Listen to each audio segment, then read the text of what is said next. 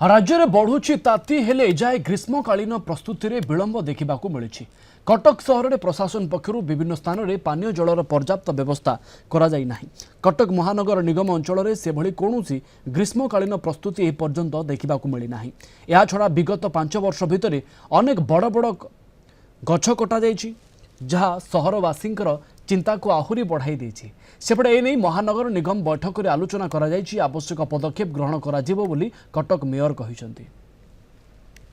अवस्था पूरा सांघातिक रहिबो आ वर्ष बेपार भी करी हबनी 11-12 बेलू बंद करिया पड़िबो। जलछत्र नाही एमते हेइनी कहीं एबे पर्यंत कौन जलछत्र खोला है सीएम तरफ टेम्परेचर बढ़िया बोली पाणीपाग विशेषज्ञ मैंने कहते जे या कि सीएमसी को निवेदन से तुरंत जलछत्र किसी खोलतु। एपटे पानी बहुत लोग हैरान होती।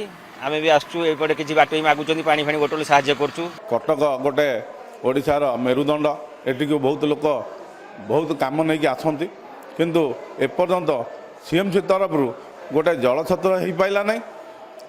अति दुखर मु कहूँ यथाशीघ्र जलछत्र खोला जाऊ। कटकर जलछत्र स्टाटस अलरेडी 2 थर आम रिव्यू करूँ। खूब शीघ्र ऑफिशियल रिव्यू होची। आम लास्ट टाइम 10टी जलछत्र आम करथिले एवं विभिन्न अनुष्ठान में से 170 जलछत्र होता। एथर मध्य पूरा प्रस्तुति इमरजेंसी मीटिंग बर्तमान स्टेट लेवल बर्तमान चली।